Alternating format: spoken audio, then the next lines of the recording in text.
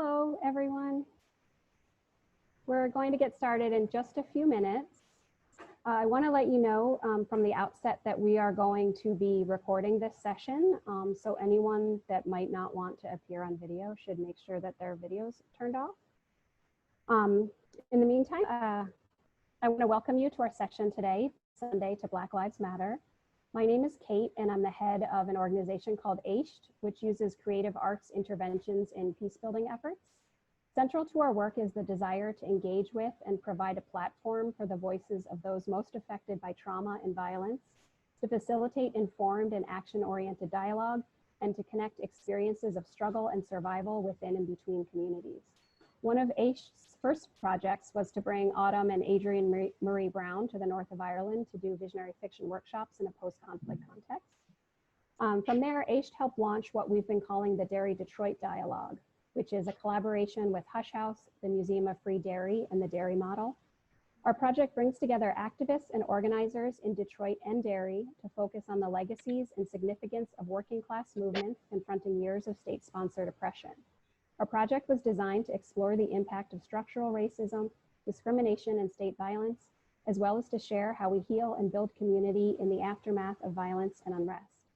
In order to accomplish this, we are bringing members of the Bloody Sunday families together with Black Detroiters to share intimate perspectives on the long road to justice in whatever form their view of justice entails.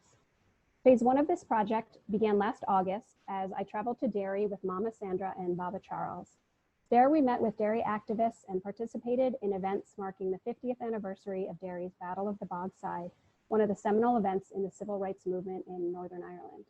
For phase two, we plan on bringing Derry activists to Detroit to connect with and learn from activists here. Today's conversation will be followed by a Q&A, so please put any questions in the chat box.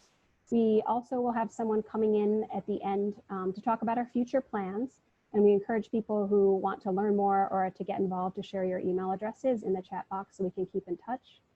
I also wanted to add that joining our panel today, we have another guest named Tony Doherty, who is a member of the Bloody Sunday Justice Campaign, who will be joining us at the end.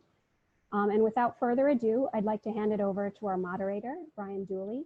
Brian is a senior advisor for both Human Rights First and the UN Special Rapporteur on Human Rights Defenders, as well as the author of a really incredible book called Black and Green, The Fight for Civil Rights in Northern Ireland and Black America. Brian? Thank you very much, Kate. One thing, I'm sorry, I may have missed it, but did you mention about recording this session? Yes, yes, I said that in the beginning. Yeah. All right, sorry, I missed that at the start. Okay. Thanks very much, Kate, and thank you for putting all of this together, for making this happen, really. This wouldn't have happened without Kate, and she had the idea and pulled the whole team of us together, so thank you very much for doing that. Thanks to the other panelists too for joining us. We have Sandra and Charles Simmons from the Hush House Museum in Derry. We have John Kelly and Jean Hegarty from the Bloody Sunday Free Derry Museum, excuse me, and Robin Percival from the Derry Model, and Tony Doherty too, who will be joining us at the end. And thanks to you all too for listening in and joining this. We will be talking for a while, but there will be plenty of time, we hope, at the end for questions and answers. And what we want to talk about today is, tonight in Ireland, is the shared struggle for justice on either side of the Atlantic. The connections between the Irish and the American Civil Rights Movement go back around 200 years. And the two struggles are not just happening coincidentally either side of the Atlantic, with some interesting similarities. Over those generations, they have been engaged with each other, they have influenced and affected and guided each other right through those centuries. So from Frederick Douglass campaigning in Ireland in the 1840s for the abolition of slavery, up through Marcus Garvey deliberately copying the iconography and the slogans of the early Irish independence movement of the 1900s, up through the Gaelic revival, the cultural revival in Ireland in, again, the early 1900s, and how much of that influenced the Harlem Renaissance of the 1920s. And part of this shared political heritage is also around vocabulary. So when in 1955, we come to the 1956, 55, 56, the Montgomery bus boycott, the civil rights activists in the US there adopted a tactic which was created and named in Ireland in 1880, when people refused to work the land of the notorious English land agent, Captain Boycott. And part of that shared vocabulary too expressed itself in the 1960s and 1970s in Ireland, where they in turn adopted the American anthem of "We Shall Overcome" for the civil rights movement, which brings us in turn then to the term Bloody Sunday. There was a Bloody Sunday in Dublin in 1920 when 14 people were killed at a football match by British security forces. There was a Bloody Sunday in Selma in 1965 when the late, great John Lewis led some 600 or so marchers over the Edmund Pettus Bridge and were met by ferocious police brutality. And then the Bloody Sunday of Derry of January 1972 when 14 unarmed protesters were killed by the British security forces. And on our panel tonight, we have some people whose family members were killed then. So these two struggles, although separate, are connected and not identical. I mean, there are sharp and significant differences, not least around policing, and I hope that we will get to discuss some of that too. But certainly over the years, there have been enormous influences one on the other, whether it was, as I say, in the early part of the 20th century of the Irish struggle on the American struggle, but certainly in the 60s and 70s of the American civil rights movement on the tactics, the vocabulary, the use of sit-ins, the use of marches by the Irish model, adopted very consciously and with a very public identification from what was happening in America. And more recently, we've seen representatives of the Black Lives Matter movement appear in Derry around commemorations of the 1972 Bloody Sunday killings. And as Kate mentioned there earlier, there is now a more formal association between the Hush House Museum in Detroit and the Free Derry Museum in Derry. And Sandra and Charles Simmons now join that long line of African-American activists who have connected with Ireland, visited there last year, I believe. And with that, I'll hand over to Sandra and Charles to hear about their experiences generally, but also how they see their work and their experience reflected in the Irish experience. Thanks very much. Thank you. Hello, everyone. We're very thankful to be joining you today. And Charles is going to sort of take point on our discussion today. I want to thank you again for inviting us to this for this presentation. I think it's extremely important.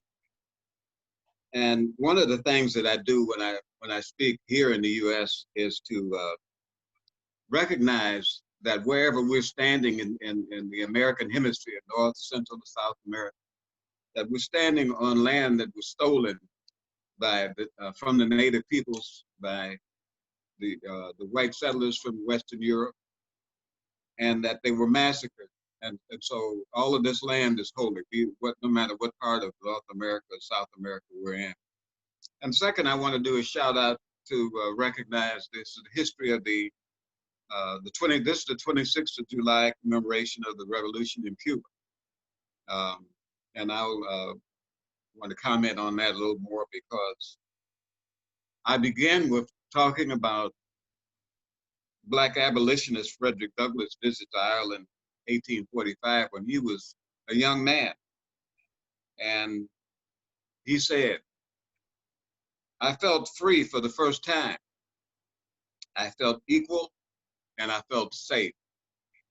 And this is an enormous statement for a Black person in North America during the period of enslavement. And he was, even as he made that statement, still a fugitive. And if he had been caught and taken back, he could have been sold back and taken back into slavery.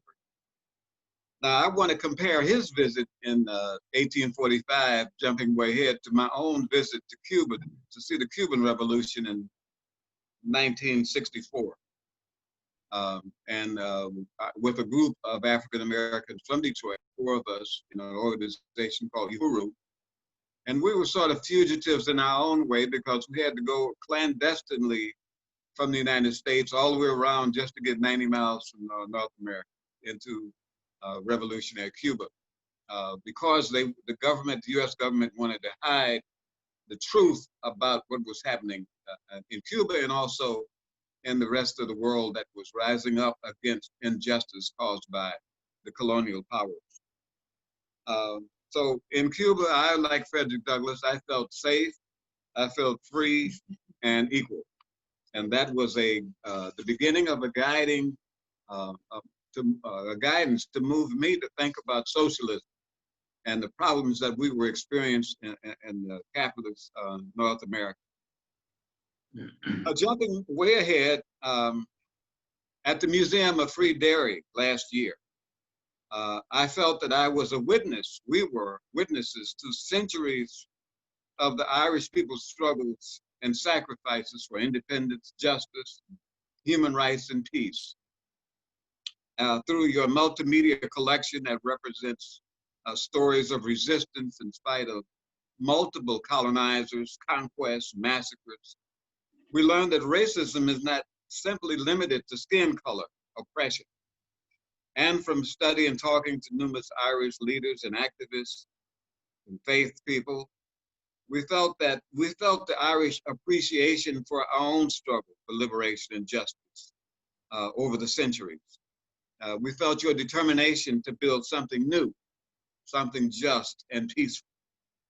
Now, what we do at Hush House is very similar. We emphasize Black leadership and continuous Black resistance to white supremacy and capitalism. We tell a story from the era of ancient Africa through our captivity during the past 4 centuries, up through the 1960s, 70s. And today I want to share some ideas about where I think we need to be going and thinking to confront these monsters collectively. As museum educators, we need to be doing more of this era, which is characterized by overt white supremacy and dictatorial leadership within a general hostile environment at a time of global rising up of young people and youthful people of all ages everywhere who were demanding to know the truth and to fight against injustice in all its manifestations and all its systems. We need to examine the strengths and weaknesses of our fights for justice in the past and the present. One of our strengths is that we need only tell the truth. The truth is so strong, we don't need to make up anything. We also need to study the struggles for justice and peace by peoples around the world and throughout history. Museums can tell these stories repeatedly about the examples of building bridges, building unity, building kindness, and peace. The movement for peace and justice does not negate our need to protect our communities. We need to think of new ways to build unity both within our communities and between ourselves and other peoples who are currently struggling for justice and peace. One of the new ways, weapons that we have includes using the communications technology. And this is a good example of what we're doing today. There are multiple ways we can communicate rapidly across nations and continents. This also may require more analysis and dissemination of the information in ways that ordinary people can understand, learn, and incorporate new ideas into our own movements. We need to know more about the imperialist and colonial success in dividing and conquering of oppressed peoples over enormous periods of time and scope. Along those lines, one of the issues I want to learn about is Irish history. In Irish history is what caused so many of an oppressed people of Ireland to come to the United States and support the oppressive government and class. On the other hand, there were those who opposed that government and supported the abolitionists. This is not only true of the Irish people, but is also true of others, including the Israelis in their treatment of the Palestinians. African-American soldiers were used in all of the American wars, usually against peoples of the global South, in efforts of the imperialists to steal their resources and cheap labor. We must learn more about the history of the invention of whiteness and the concept of the white race as an oppressive class in US history. Now, although divide and conquer is an age-old mechanism, we're going to have to build unity as never before to build a new society of justice and peace. Now, there are other questions. How do we treat our families and communities, psychologically and spiritually, who are continuously subjected to hate, assault, and death?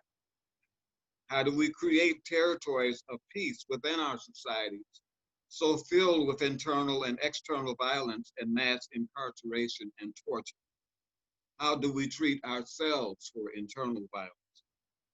How do we create alternative systems of education to address the many lies and misfortunes about our history and current situation?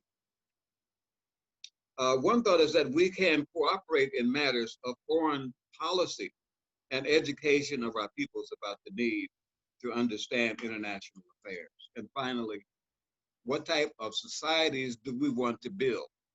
What are the commonalities being demanded in this present era by the youth who are in the streets, the scholars, and among the different classes? Thank you very much.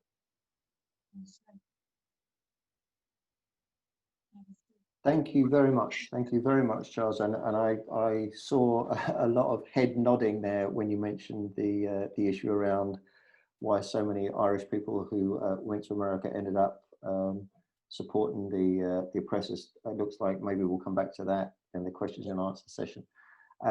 Next, we're going to go to Ireland, and John and Jean are going to tell us about their. Wait a minute, we didn't.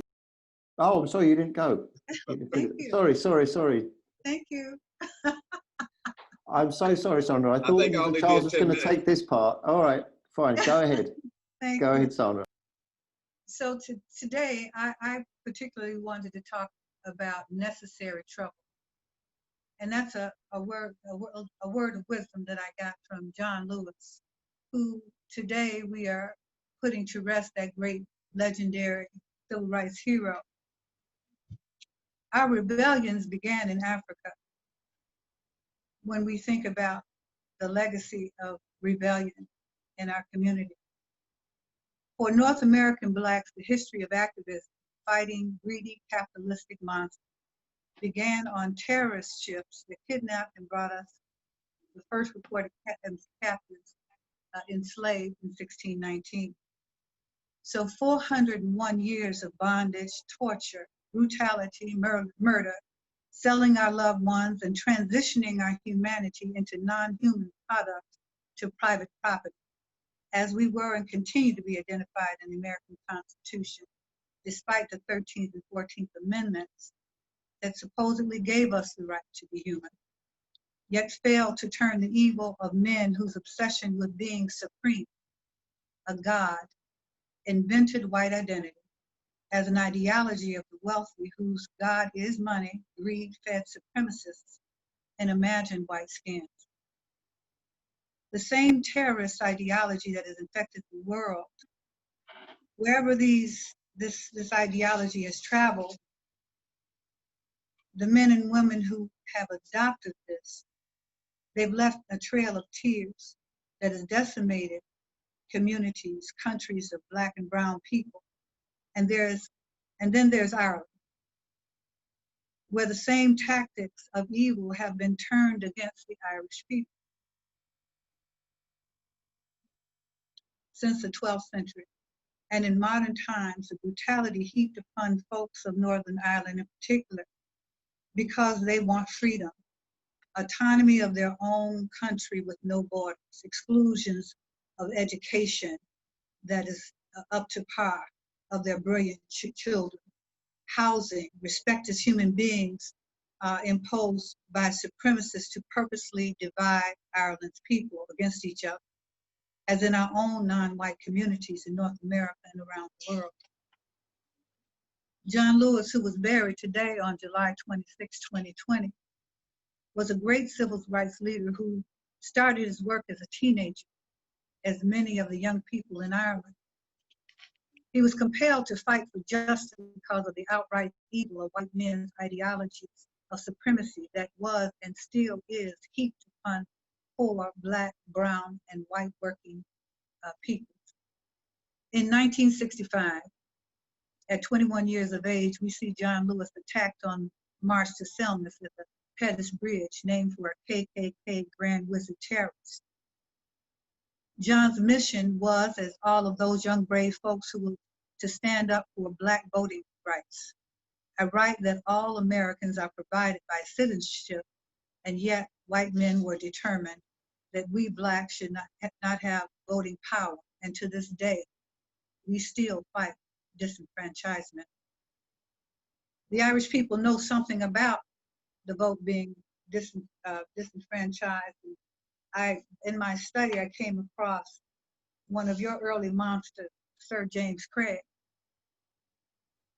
who was responsible for taking away the proportional representation and allowing for other groups to have priority over Catholic citizens. And so, March 1965, Bloody Sunday, was a watershed moment, as it was in 1972 in Ireland. As people of the world watched white men's evil beat down peaceful protesters with clubs, whips, feet, dogs, and whatever else they could find. These young Black men and women would gather again, joined by thousands of others, Black, white, brown, and red folks who joined with one of our great leaders who proclaimed that we find a way to get away, to get in the way. We find a way to get in the way. And so here we are today to discuss sharing a path to justice, remembering and venerating John Lewis, what he taught us through his own sacrifices, that this continues to be a time of oppressed peoples to take up necessary trouble. I hope you're walking with me. Necessary trouble. The late 1950s activism was taken up by the 1960s with the vigor of standing up and getting in the way of evil. Of course, as in Ireland, taking a stand against injustices came at a cost, physically, mentally, spiritually, emotionally, and adding to that loss of any sense of safety, of property, community, and sometimes humanity, as we have imploded on each other. And I know this to be true in Ireland because I talked to the women of Ireland. And I had the good fortune to meet a sister Julian, Julian Campbell, who I'll talk about in a moment. The women in struggle for liberation, one of the key measures of freedom in my mind is the strength of women to hold their families together, if not physically, in spirit, so that the communities manage to withstand the powers brought against it. In Derry, I met many amazing women. One, Julian Campbell, edited a book entitled Beyond Silence that dealt with how do women cope with terrorized space. This is something that Black women have known since being from the inception of this country. We're taught at our mother's knee about being safe, about things we have to watch out for, because we can't take anything for granted. I lost my faith. Losing husbands and sons and daughters and homes and safety to terror. Some of us literally go mad. One woman's daughter recalled that her mother was never the same after being shot in Derry, much in the same way as Blacks shot down in the streets of America every day. Shot down like animals, creating where the ideology and structural racism is creating an ideology of discipline, that this will be you next if you don't accept this supremacist ideology of hate and violence. Living with the feeling of fear is a reality that women of struggle live, pray through, but it leaves mental scars.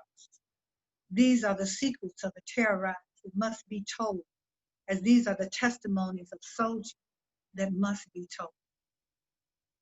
These are women's truths that build communities, that build countries, that build this world. The Museum of Free Derry and the Hush House Black Community Museum are two community museums across the world, and yet we share a history of fighting the same monstrous ideology and tactics of white supremacy that manipulates and terrorizes people, turning community against itself, dividing us to minimize our power to take up necessary trouble. In the United States, you may know and listen to the news, you know what we are confronting even today as troops, unmarked troops are being dispatched all over the country to cities where Black people are, where so-called democratic governors are, democratic bodies of people. I came to an understanding that my trip to Free Derry was that the Irish civil rights movement has deep roots in Londonderry, Ireland, where in 1969, you are now entering the Free Derry was blazoned on a wall in the Bogside community, preceded by the 1968 March for Justice Derry. Almost in concert with North American Black experience, police killed a young peaceful protester, Jimmy Lee Jackson, shot down February 26, 1965, 26 years old. John intervened on the police who were beating his mother because she was peacefully protesting. This gross public evil sparked the 1965 voting rights march on the Pettus Bridge in Selma, and is reminiscent of Brother Floyd, who this year was killed in the street by a white policeman choking him to death as he called out for his mother. This evil too has sparked revolutions in America and the world. The Hush House Museum tells these stories of institutional, governmental, and structural terrorism and the standing and overcoming, nevertheless. We endeavor to make the museum a living space where we teach history in relation to our fight for justice today, and endeavor to lift up the local, national, and international struggles for freedom. People come to us from around the world to find and discover their history as our history. Charles and I went to Ireland to Free Derry Museum to discover this same truth. The day I walked into the Free Derry Museum, I was overcome because the people of Northern Ireland adopted our stance of warfare against evil. The rallying, posters, but more, the determination to live and not die in the face of great opposition, impossible opposition, marking places where sacrifices of life and liberty were literally taken with a soundtrack of We Shall Overcome, rousing us to continue the fight, the same fight for liberty. In 1841, Daniel O'Connell's address from the people of Ireland to their countrymen and countrywomen in America was an important place of solidarity with Blacks held in captivity. O'Connell declared in his address, "Slavery in America is a foul blot. America is cursed by slavery. We call upon you to unite with the abolitionists, Irishmen and Irish women. Treat the colored people as your equals, as brothers. By your memories of Ireland, continue to love liberty and hate slavery." And I'd like to thank Brian for pointing me in the direction of this great document. Sadly, O'Connell's words were vehemently rejected because to become citizen in America, to transition from immigrant to American, required that they become white. And to become white, immigrants were disciplined by the means of exclusion of white supremacist culture, to hate Black people, to disrespect Black people, to torture Black people. And the more they display one's disdain for Black, brown, and Native people, the whiter you become. and the more access to capitalist reward. Irish people of this time chose to forget the hardship and hatred they endured. Some Irish people of this time chose to forget the hardship and hatred they endured and all that their ancestors endured at the hand of the wealthy. And yet, here we are today, led by a young woman who is determined to help us to remember the things that we have forgotten. And I, too, would like to thank Kate for bringing us together and for walking me hand in hand and showing me things that I could not have seen except through her eyes. So I thank you so much for giving us this time and for all the blessings that we have received from connecting with those of you in Ireland. Peace and blessings. Thank you very much, Sandra. Fantastic. I love, of course, I love that you're talking about the history going back generations. Fantastic. Thank you. And sorry for interrupting you earlier. Next, we're going to hear from John and Jean in Derry and their struggle, ongoing struggle for justice for what happened in 1972. So John and Jean, if you'd like to begin now, that's great. And again, you've got around 20 minutes or so between you.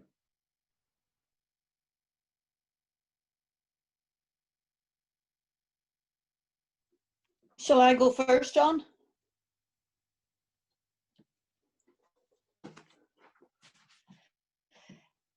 Hello, my name's Jean Hegarty, and I'm the older sister of Kevin McElhinney, who died on Bloody Sunday, the 30th of January, 1972.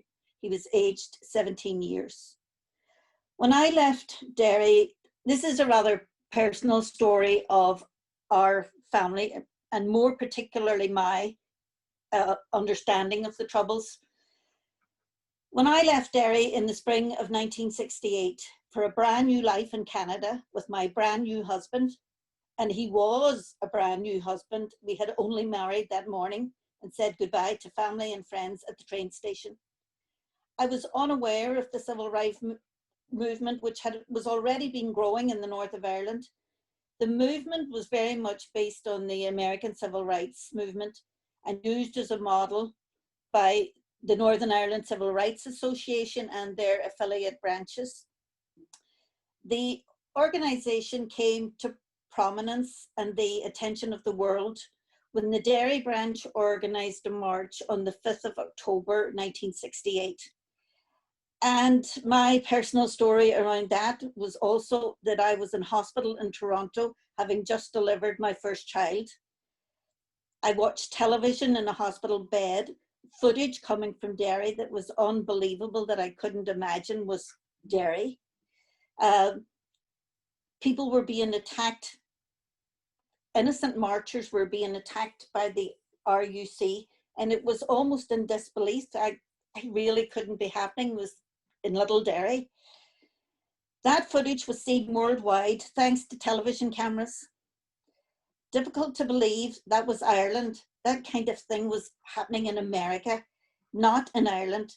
And of course I was concerned, but in truth, and if I'm honest with you, I'm ashamed to say that kind of thing happened in the US, not in Ireland.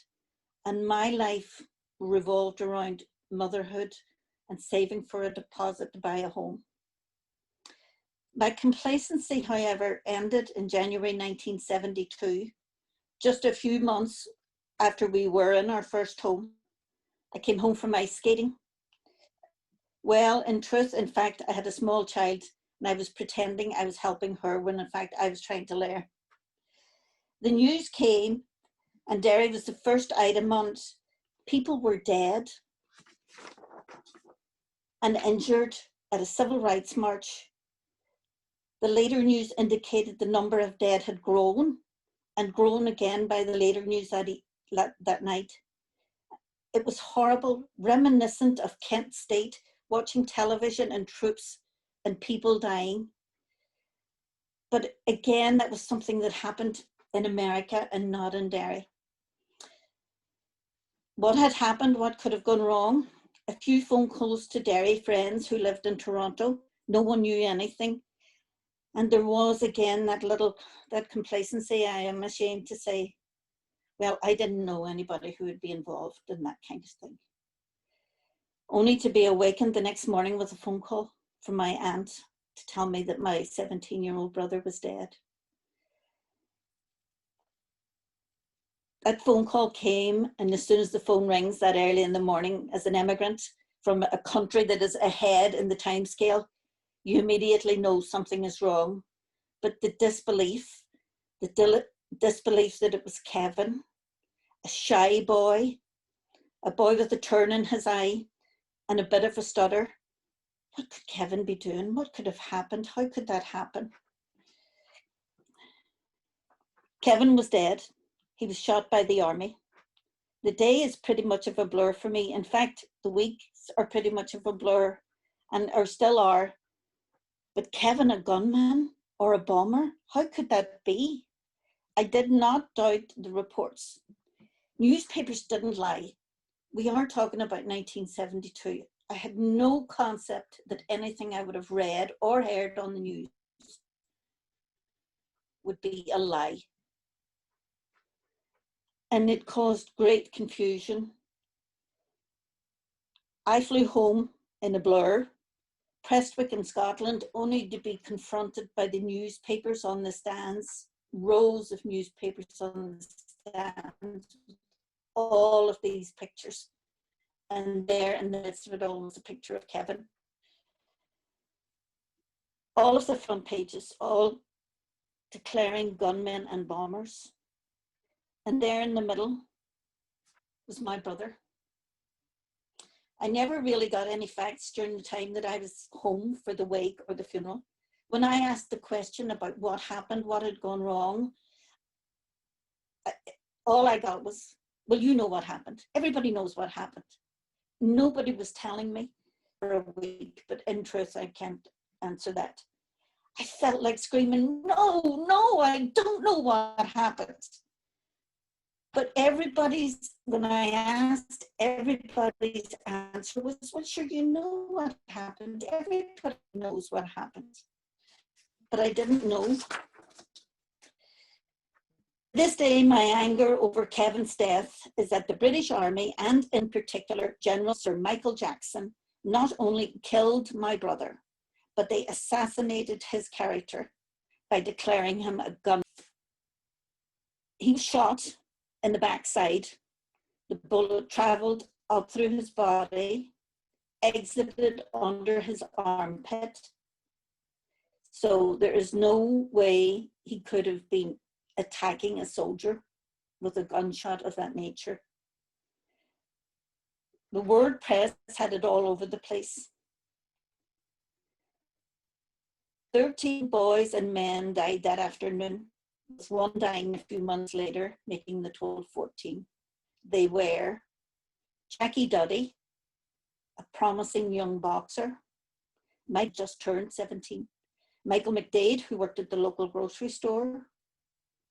William Nash, who the day before had just attended his brother's wedding.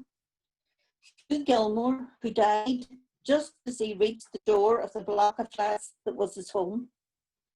Patrick Doherty, father of 6 children. John Young, who worked at a local tape shop. James Ray, whose preferred much beatnik style. William McKinney, who worked as a typesetter at the local newspaper.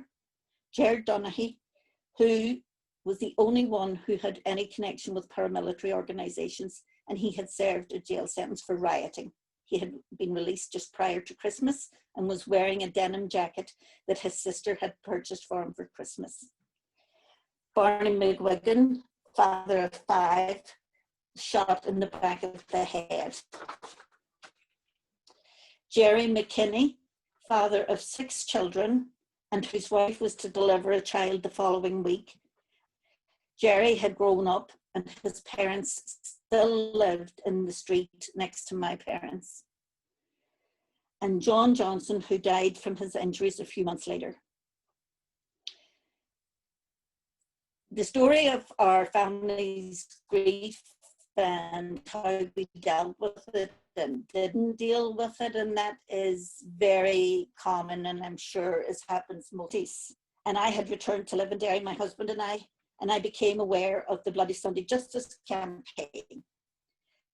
And I began to attend their weekly meetings, set up mostly by relatives and concerned individuals in the early 90s with the aim of establishing the truth about Bloody Sunday. Their campaign had 3: Woodgery report, a declaration of innocence, and prosecution of the guilty. During the 90s, the campaign traveled, talked, protested, listened, begged, learned, and demanded every opportunity they could, highlighting the campaign and their demands. The first of these demands was to set up the Bloody Sunday Inquiry. Long years of campaigning, sitting, listening to evidence and waiting, the report finally paid off when in 2010, the second of the demands was met when David Cameron stood in the House of Commons and described our loved ones as an unjustifiable. For me personally, every day of the inquiry was a learning experience. Listening to evidence of the British Army techniques, which they had perfected and practiced many centuries in all of their overseas colonies. During all of these many years, the Bloody Sunday families were inquiry was announced, operated a drop-in centre for the families close to where the inquiry was sitting, and we were able to listen in even if we weren't actually in attendance at the sittings. The facility was dropping in. The Trust had photographs on display and a slideshow of events which led to the Troubles and posters, etc., describing our struggle. And so the seeds of the Museum of Free Derry were planted. We moved from the city centre to the area of the Bogside where events of the day happened, and Bloody Sunday took place, and I'm currently on furlough from this award-winning Museum of Free Derry, where I'm involved in the admin and visitor reception and interaction with groups, both educational and community, sharing stories and experiences and building friendships and forging new and learning experiences all over any place we can find. We are some 48 years on, and I'm looking at a report on television this week across the ocean city, and I'm drawn back to Bloody Sunday in Derry, 1972. But it's not 1972, it's 2020, and it's Portland, Oregon. And there's a notion between us that the deeds and the demands are the same. Thank you. Thank you very much, Jean. Your internet crackled a little bit there, but we managed to get all of it, I think. Thank you very much. John, are you ready to talk? You're on mute there, John. Can you hear me? Yeah, that's good now. Go ahead. Okay. Well, like Jean, I am one of the Bloody Sunday family members. My young brother, Michael Kelly, was one of those who was murdered that day. And he was just 17 years old when he died, and he was the youngest to die on Bloody Sunday. I am a Derry man, born and bred. I've never left the place. And I come from a family, a large family, which was the norm in those days, of nine girls and 3 boys. And I am the 3rd oldest in the family. I was brought up in the Craigan, where I am now at the present time. But if I go back to the days of way back to 1968, and even prior to that, Derry was a place where people got on with life. They had a situation here whereby there was discrimination, gerrymandering. In other words, the minority of the city controlled the majority within the city through vote rigging and gerrymandering. But at that time, I had no great interest in it until the 5th of October 1968, when the first civil rights march was held here in the city. And I know exactly where I was when the word came through that the march was attacked by the police. People are just those people are wondering who the RUC are. The RUC is the Royal Ulster Constabulary, and they are the police. They were the police at the time. So they attacked the peaceful march. The same as what happened in Bloody Sunday in Selma in 1965. And when I look at the two footages of the event, it's like more or less exactly the same. Brutalized by the police, brutalized. But what it done, it awakened me and thousands of other people to exactly what was going on within our own city. This is majority Catholic nationalist city. And the realization hadn't kicked in at that time that we were being controlled by the minority to ensure domination of the majority of the people, the nationalist Catholic people. But from the 5th of October 1968, my life changed for me, whereby I became more interested in what was going on. And I remember the next year, I got married in 1969, 4th of August 1969. We were 50 years married, by the way. And I remember coming back from my honeymoon on the 11th of August 1969. The next day, the Battle of the Bogside happened. So more or less, my married life for over 30 years, we lived through the Troubles. And from that moment in time, things changed again, whereby the civil rights movement was strong, very, very strong. But as time moved on, it became different, whereby things started to change. Things became more violent. But then in August 1971, the Unionist government, the British government, introduced what was known as internment. And internment is imprisonment without trial.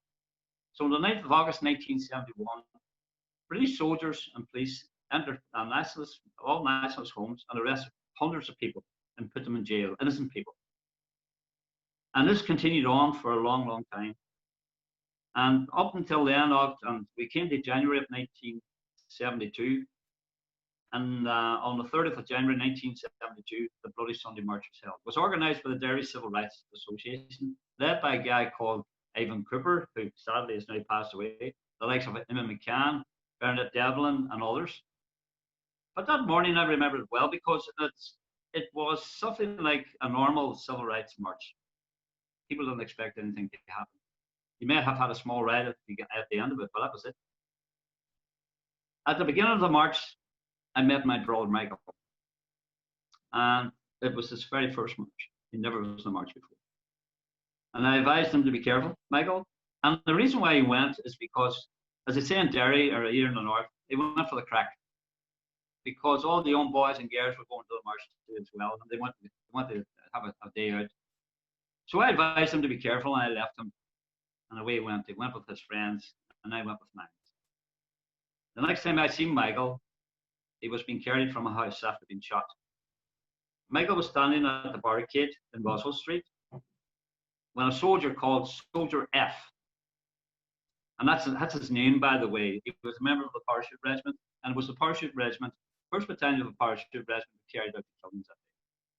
So Soldier F fired a shot into the barricade where Michael was standing, where Jean's brother Kevin was murdered too as well, and 4 others all died at the barricade. Michael was shot in the stomach, and I was standing outside the house when they brought Michael up, and I helped to carry Michael. I helped to put him in the ambulance, take him to the hospital, where he was declared dead on the arrival. So I witnessed Bloody Sunday. I witnessed the murders, and it changed my life forever. On that day, we had to go home and tell my mother and my father that Michael had been shot dead. And I still remember that. I remember every second of that day to this very, very day. And my mother was devastated by Michael's death, and she never got over his death. After the burials, we had what was known as a Woodgery inquiry was set up by the British government, led by a guy called Lord Woodgery. Edward Heath was the Prime Minister at the time, but Woodgery was the Lord Chief Justice of England. And he was actually put in place to conduct this inquiry. He produced an inquiry in less than about 6 weeks. And he produced a report, was about 39 pages thick, whereby he exonerated the murderers and laid the blame on our people, innocent people. In other words, not only did they murder 13 and injure another 18 on Bloody Sunday, they murdered the truth as well.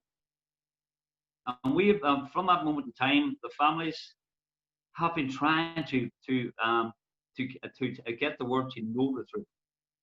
So in 1992, 20th anniversary, we set up a campaign called Bloody Sunday Justice Campaign, which Jean has already told you.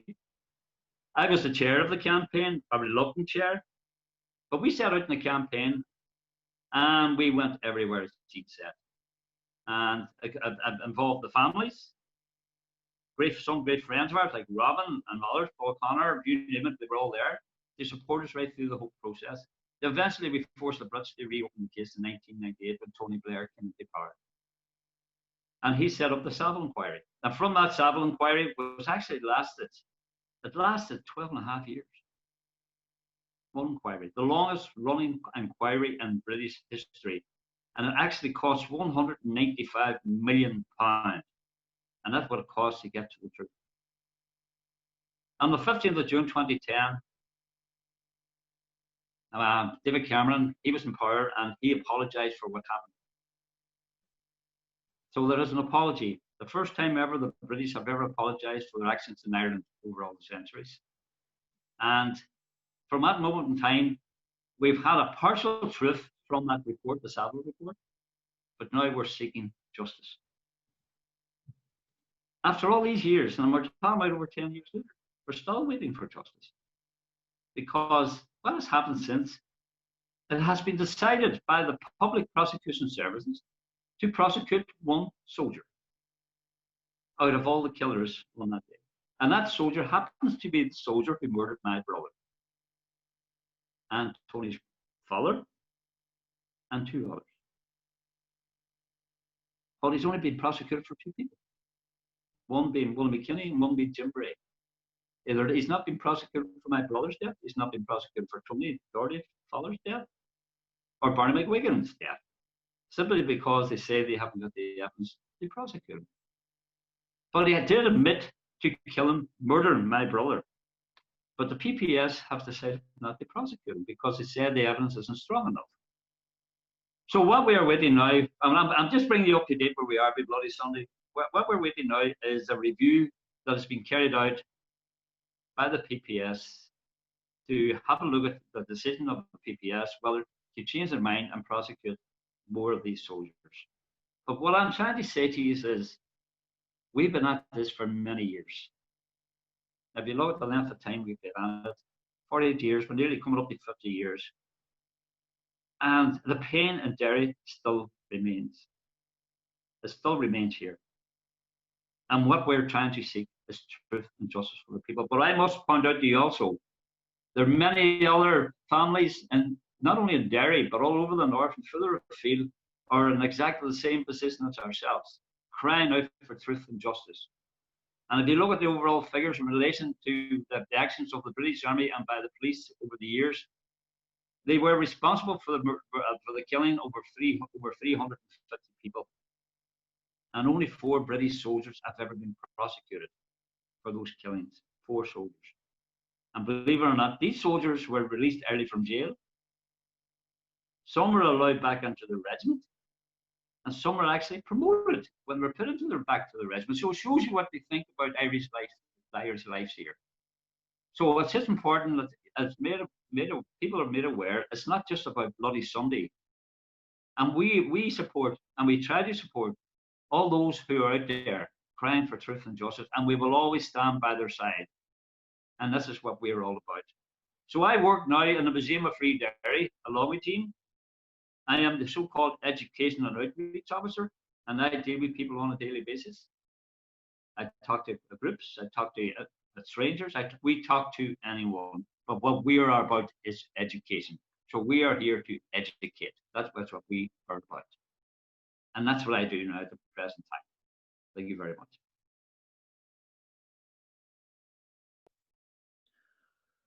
John, thank you very much for that. I think someone mentioned it in the chat there, that no matter how many times and how many years later, it's very difficult for the likes of you and Jean to tell those stories. So thank you very much. Both of you also mentioned really that Derry, although a smallish city in the north of Ireland, at times has been the focus of intense international attention, whether it was in 68 or 72 or when the findings of the inquiry came.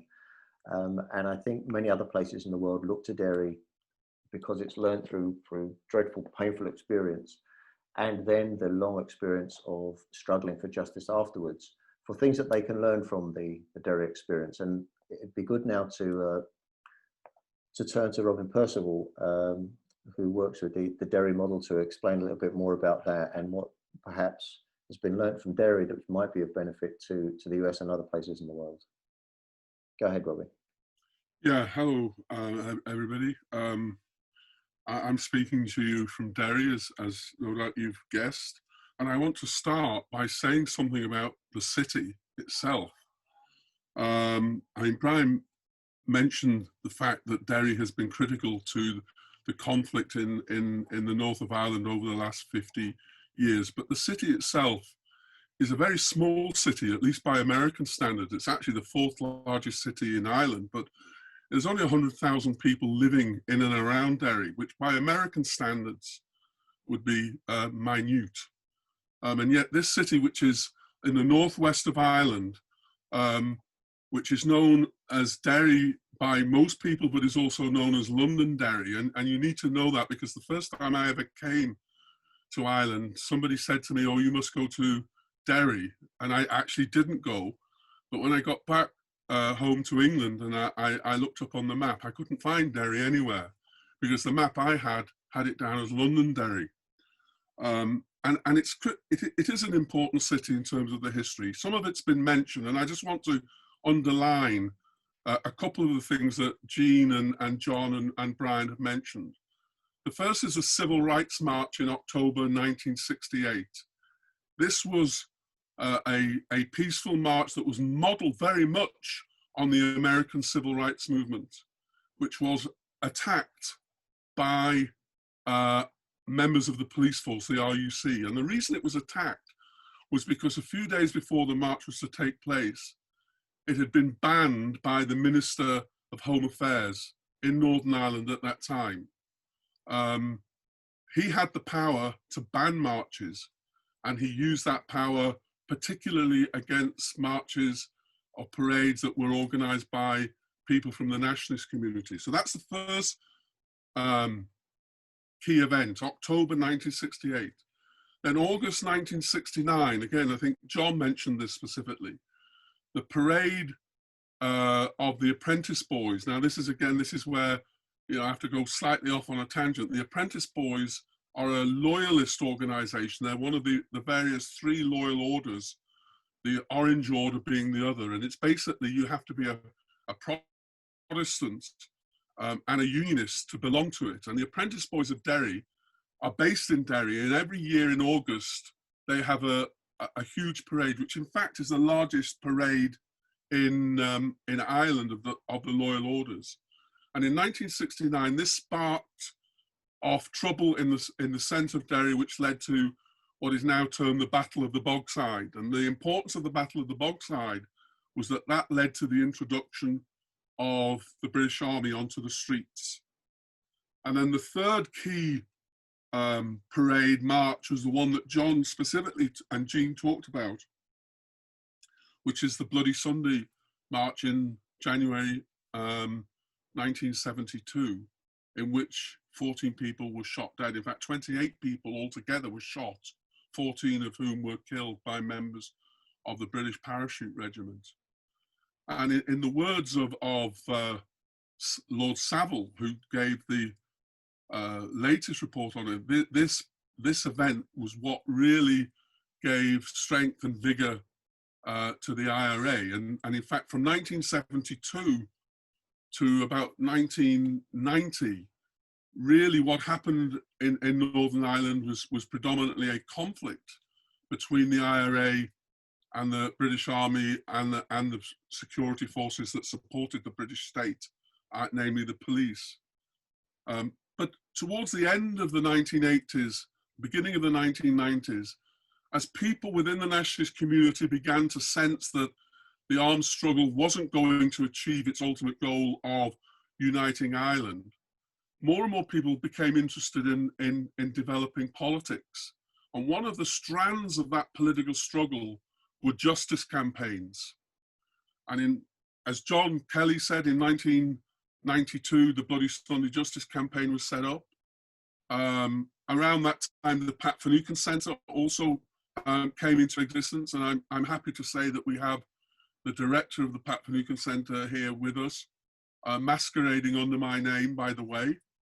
And also other campaigns in Belfast and elsewhere that had justice as a focus.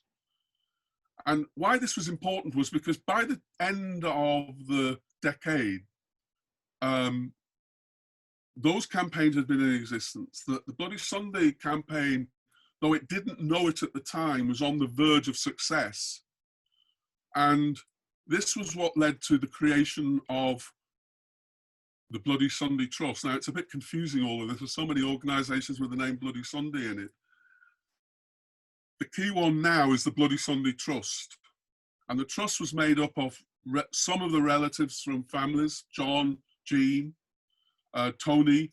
It also included people who'd been working with the families and lawyers, etc. And the purpose of the trust at that time was to give support to the families during the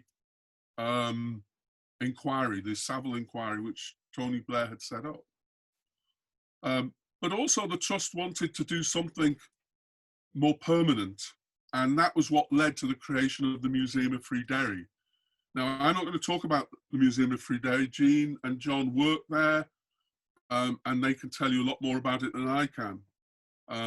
What I want to talk about, even though I'm almost out of time, is the Derry model. And basically, and it is important to get the background, because what we decided in the trust was Derry is a beautiful city. People are looking for reasons to come here. Why not give them the reason of justice and equality, and looking at what has happened in Derry over the past almost 50 years, and see what lessons can be learned. And for example, when a lot of people from both sides of the community come to Derry, they want to meet people like John and Jean because they want to know about what happened on Bloody Sunday, but they also want to know what happened after Bloody Sunday. What did the families do to achieve a modicum of justice? And they come from Belfast, from Fermanagh, from Armagh, etc., etc. And also people are interested in the museum itself.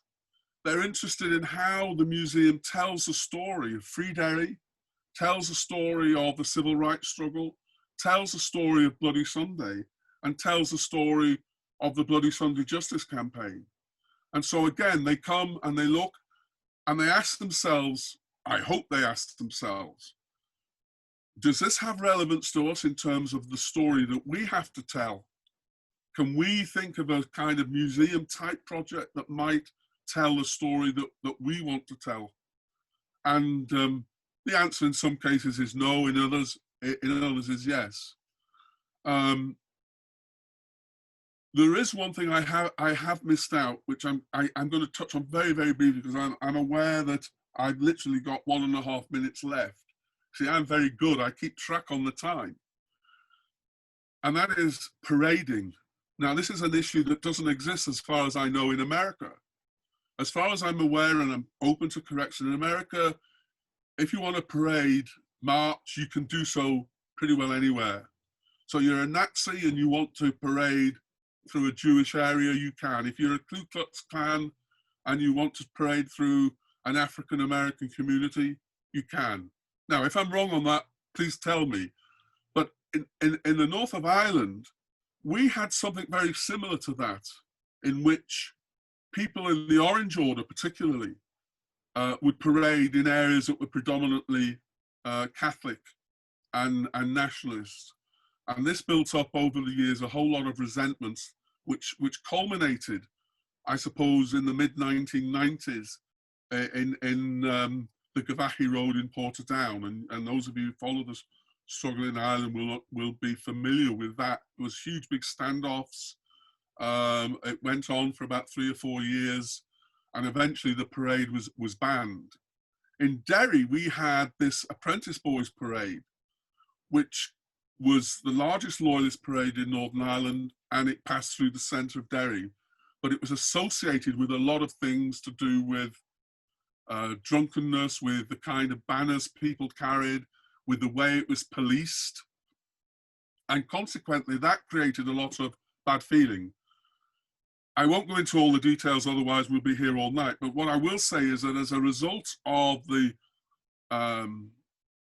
bad feeling, let's put it that way, that the parade engendered, there was a dialogue set up that involved the Apprentice Boys and a group called the Bogside Residents Group, which I happen to be secretary of, by the way. And consequently, we came to reach an agreement with the result that though the parade paraded through the centre of Derry, it was on the basis of an agreed programme rather than, you know, as you were. And that's also one of the things that we look at. So the Derry model is looking at things that have happened in Derry, invites people to look at them, meet the participants, talk to them, reflect on whether it has relevance or not. And I could see this applying equally internationally. I mean, I could see people from Ireland going over to Detroit or Birmingham, Alabama, and asking themselves, the struggle that went on here, or Portland, Oregon, for God's sake, going there and saying, is what's going on there, has this got relevance to us? And if so, learning those lessons. So I think the potential for cooperation across borders and across seas is quite significant. Anyway, I'll leave it at that, Brian. I've had my 10 minutes, and we'll see what people want to say in terms of questions. Thank you very much, Robin. What people want to know in terms of questions are all sorts of things. We have questions around discrimination still in Ireland and the north of Ireland against people of colour. Somebody's asking about Brexit.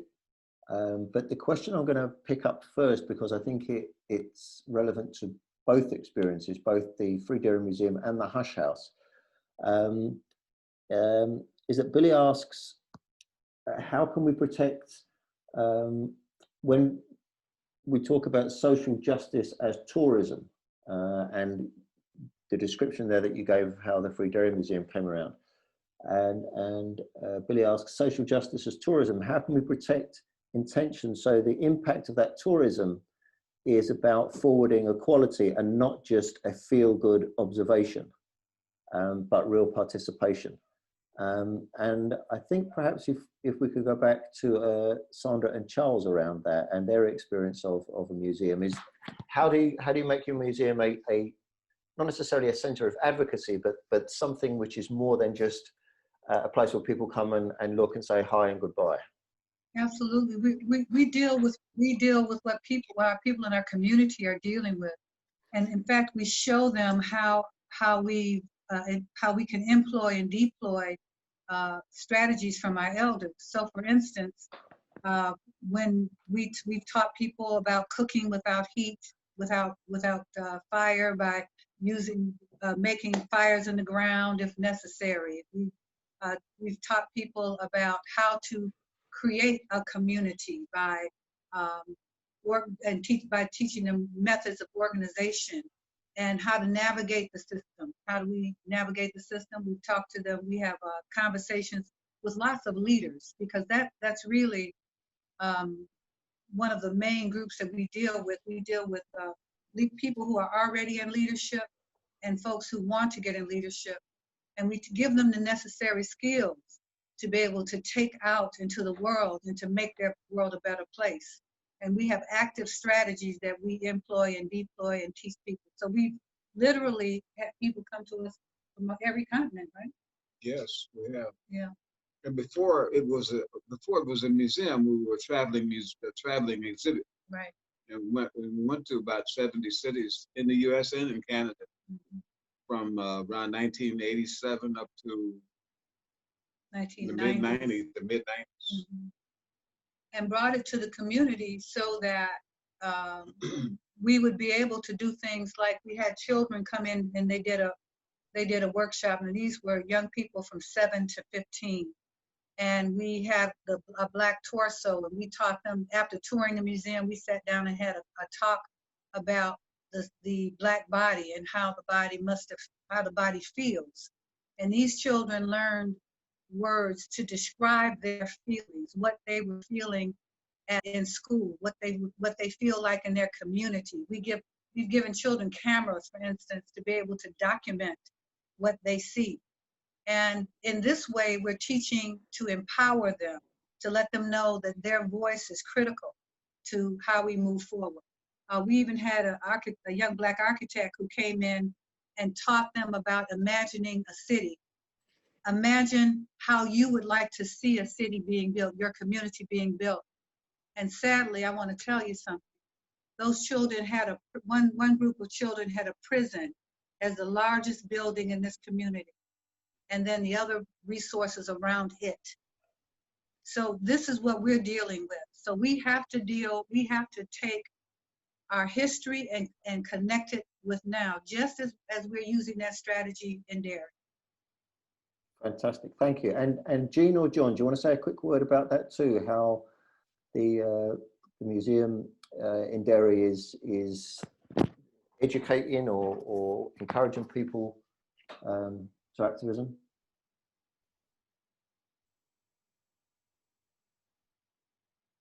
Yeah, you're on mute there, Jean. Go ahead. Well, Okay. one of the programs that we've implemented and worked a lot at, and this would involve Julianne Campbell and our curator, Adrian, is we have schools and here in the north, most of our schools are from one community or the other community. We do have some integrated school system, but it's quite small in relation to the other. So we'll have a school come in and visit us, and they'll also visit the Siege Museum, which is not the opposite of us, but it does tell a loyalist story, and we tell a nationalist story. So, and at the end of the day, they fill in some comment sheets about whether that experience about learning about both sides has had any impact on them. So that's one of the things that we do with high school age children. But Oliver, can I say something? Can I come in?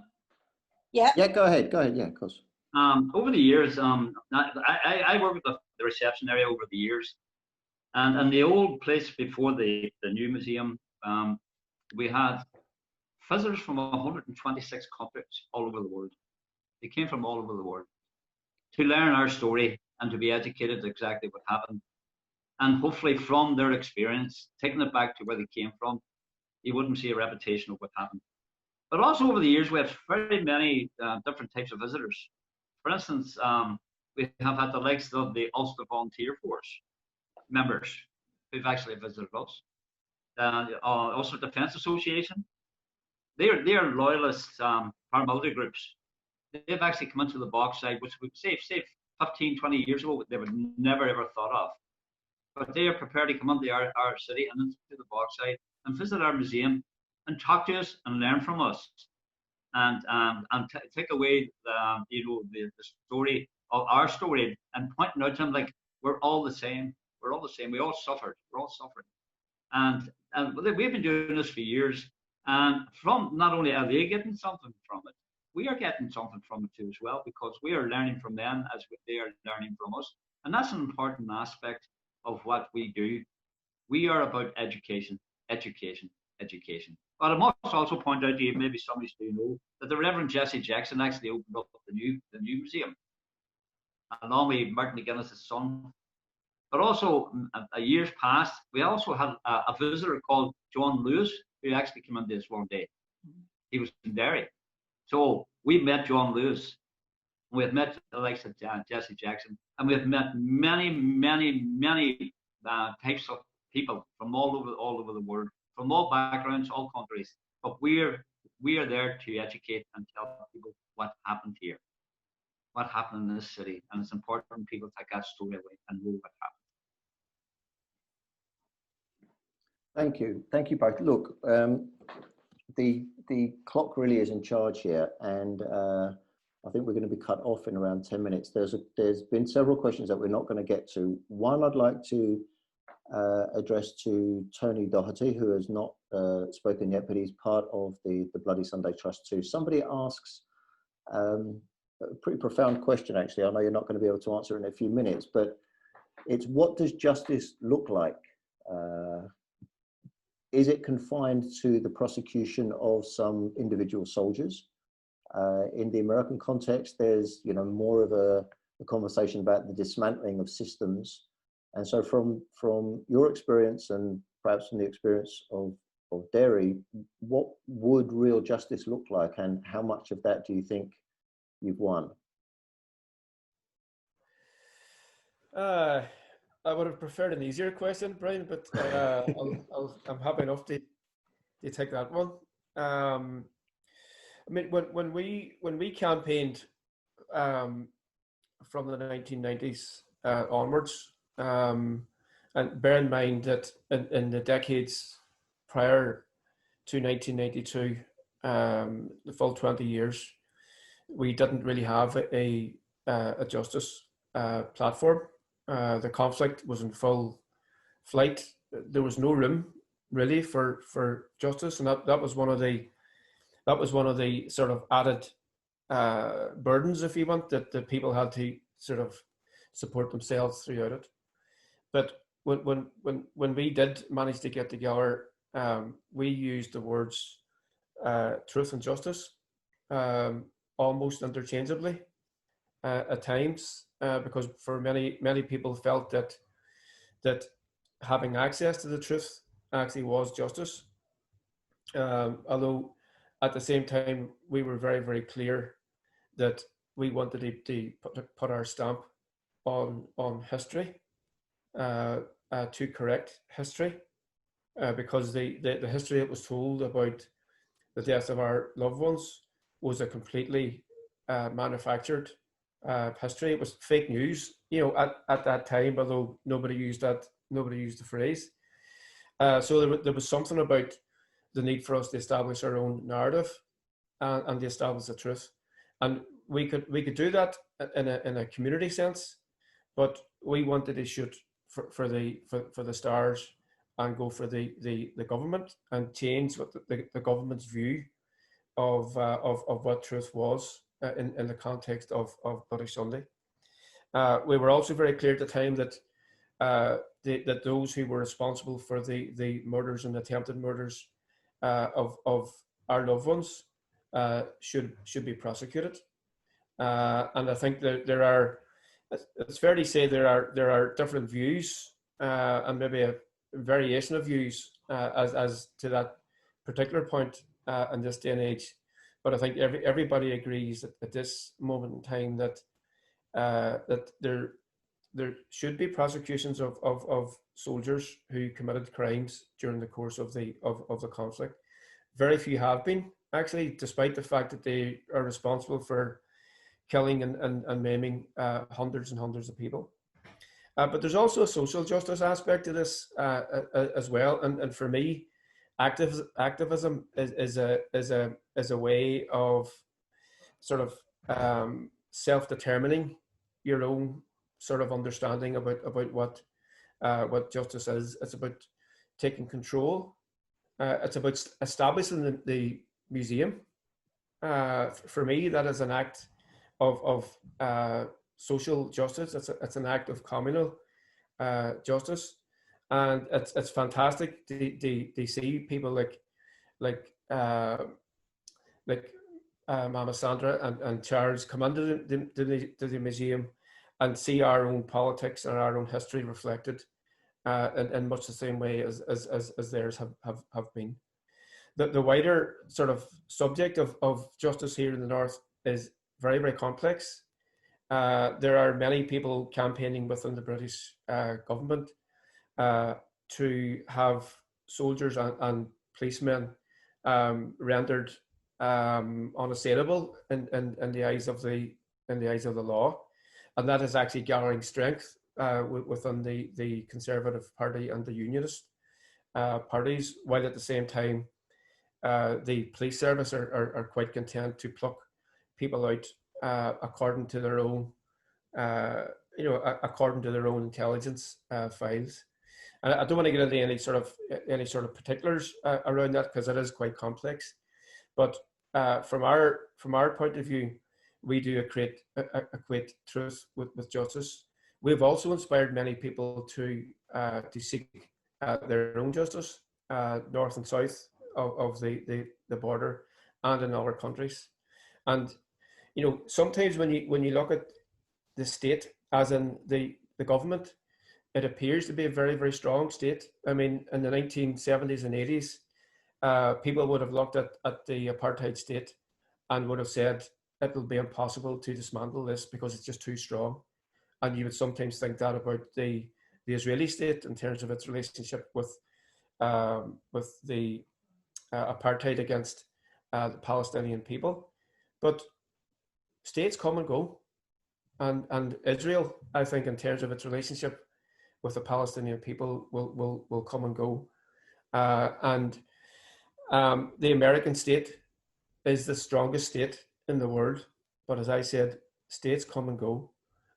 Small people can execute huge victories over strong states. We're a group of them. Myself, John, and Jean are a small group of people who were once disempowered, but we empowered ourselves and we took it to the highest place, the highest political place in Britain, and won.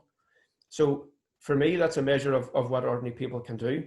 What I would like to do, just in a couple of seconds, really, is talk about our longer term relationship with the people in Detroit.